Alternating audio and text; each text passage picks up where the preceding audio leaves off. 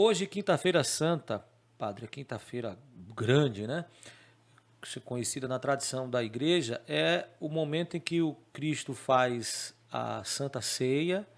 A tradição católica, ela representa essa tradição através do lava-pés, que como Uhum. Cristo também o fez.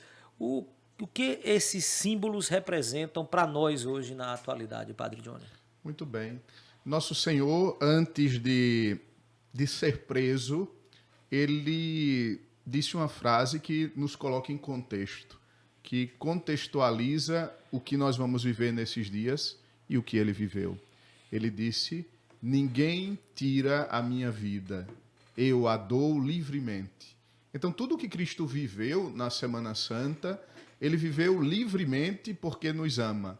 Então, o que significa para nós hoje é que nós devemos corresponder, cada um na sua medida, cada um onde Deus lhe colocou e segundo o que Deus lhe pede, nós devemos corresponder a este amor livre de Cristo por nós que nos salva. E hoje, a Quinta-feira Santa, nós meditamos sobre 3 aspectos dessa entrega de Jesus. O primeiro é o mandamento do amor. Hoje, na última ceia, Cristo disse: Eu vos dou um novo mandamento, que vos ameis uns aos outros. O amor cristão não é simplesmente viver algo interessante porque somos humanos, não é filantropia. O amor cristão é um mandamento que nasce da entrega de Cristo. Depois, a entrega de Cristo no sacerdócio. Hoje, Cristo instituiu o sacerdócio e depois a Eucaristia. Então, hoje nós temos concentradas essas verdades e na liturgia de hoje, na celebração da Santa Missa, nós vamos viver estes aspectos. A liturgia de hoje é uma liturgia muito rica. Ela se conclui, por exemplo, com o Santíssimo saindo do altar e indo para outro lugar, fora da igreja. Lembrando Cristo que sai de onde tinha celebrado a última ceia e vai para o Jardim das Oliveiras, onde é preso.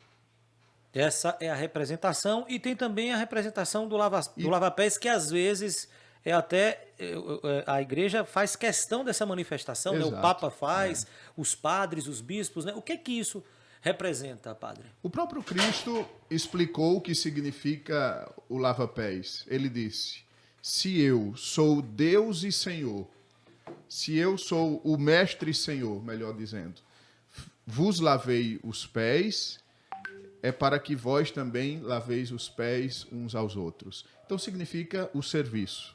Só existe cristianismo onde existe serviço. O serviço que é estar à disposição do outro.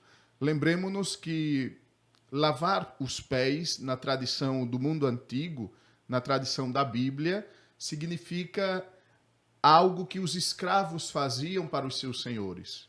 Então Cristo está dizendo: eu me faço escravo vosso, eu vos lavo os pés, eu vos purifico. E eu sou o mestre e senhor, vos fiz isso, vocês têm que fazer também. Então o cristianismo nos abre ao serviço do outro, onde o outro se encontra. Trabalhando, nós estamos servindo o outro, visitando um doente, dando uma palavra, sabendo ouvir as outras pessoas. Vivemos num tempo onde muitos se expressam e as redes sociais são uma realidade disso. Todos têm o direito a se expressar, que bom, que maravilha, mas nós devemos também ter o dever de escutar. Escutar o outro é também servir o outro. E mais do que nunca, a mensagem é tão viva que ela atravessa os séculos e essa mesma posição de Cristo hoje, ela é cobrada por nós na sociedade, assim, que se queremos realmente sermos pessoas santas, melhores, devemos praticar o amor, para praticar o perdão, porque Cristo não disse assim: eu não vou lavar os pés de Judas, eu não vou lavar o pé de fulano de tal. Ele lavou os pés de todo mundo e se fez escravo nessa condição, se colocando para redimir o nosso pecado. E na realidade hoje, padre, a gente observa que as pessoas querem os louros, querem a fama, querem o poder, querem que sejam servidas e não servir. Esse é um grande dilema da humanidade atual, não é, padre? E quem pensa assim, Geider, quem quer apenas ser servido, não pode compreender a Semana Santa. Porque a Semana Santa é um mistério de Deus que se torna nosso servidor, que vem ao mundo, assume a condição humana, morre na cruz e nos salva. Então, para compreender esse mistério, nós devemos antes vivê-lo, senão não poderemos jamais compreendê-lo. É um pouco o que Santo Agostinho nos ensina. Compreender para crer, crer para compreender. Então, ter esta dualidade. Padre, na quinta-feira, portanto, a liturgia ela aponta a instituição do sacerdócio, da Eucaristia, do amor, do perdão estabelecido através do lava-pés, da Eucaristia saindo da igreja, né? E o que é que acontece depois da Quinta-feira Santa, liturgicamente, dentro desse tríduo pascual? Muito bem. Então, com a Quinta-feira Santa, inicia-se o processo de Cristo. A partir do capítulo 13 do Evangelho de São João, nós acompanhamos o processo de Cristo. Cristo, em primeiro lugar, celebra a ceia com os seus discípulos e ele diz uma frase muito forte: eu desejei ardentemente comer a ceia convosco. E depois o próprio evangelista, ele coloca uma moldura no que vai acontecer. Ele diz: sabendo que a sua hora havia chegado, tendo de passar deste mundo para o Pai, Cristo os amou e os amou até o fim. É o primeiro versículo do capítulo 13 de São João. Então, Cristo que nos ama até as últimas consequências. Então, após a ceia, que aconteceu no cenáculo em Jerusalém, Cristo vai com seus discípulos para um lugar de oração, para o Jardim das Oliveiras. E ali fica em oração. Então a igreja vive também isso.